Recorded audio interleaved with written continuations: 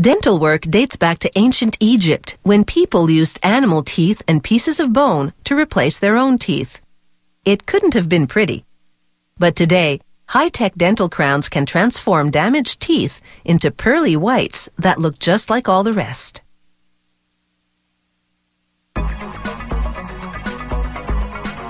A dental crown starts with a plaster impression of the mouth. It goes to a laboratory where they cut it into segments to isolate the tooth in need of restoration. They scan it into a computer and send the dimensions electronically to the factory. There, machinery pumps liquid plaster into molds to create cylinders called blanks. The plaster blanks take about 10 minutes to harden, then move on to cure for an additional 12 hours. At the next station, a robot installs a blank in a milling machine. A computerized cutting tool sculpts the blank, guided by the scanned data of the plaster replica.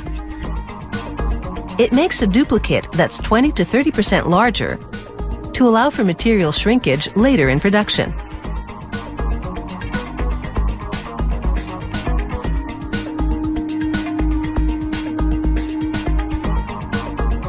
Next, a device dips the plaster tooth in liquid ceramic, which hardens into a non-stick glaze.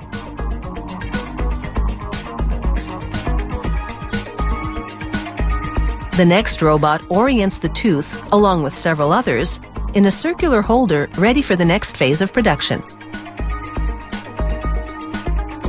Nozzles funnel ceramic powder into molds arranged in a matching circular configuration.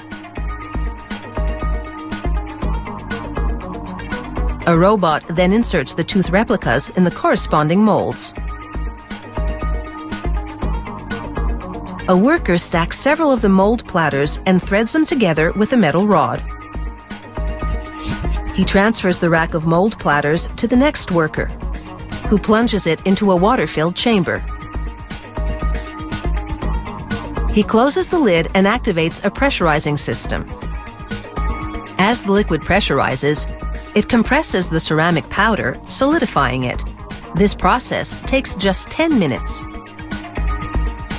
Another automated tool now chisels away the excess ceramic, following the profile of the plaster tooth replica that's still inside. This creates the ceramic shell of the dental crown, called the coping. It's removed from the plaster replica thanks to the non-stick glaze.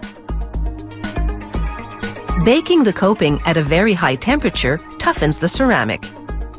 It also shrinks the crown shell to the final size.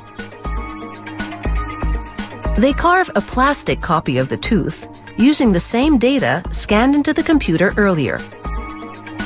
They use this plastic replica to test the fit of the ceramic one. A technician inspects the ceramic for chips or cracks, then packages it for shipping. This tooth-like shell is now on its way to the laboratory, where it will get the finishing touches that will transform it into a crown. When it arrives at the lab, a technician paints several layers of porcelain onto it. The color will change to a more realistic hue once they fire it in a special furnace.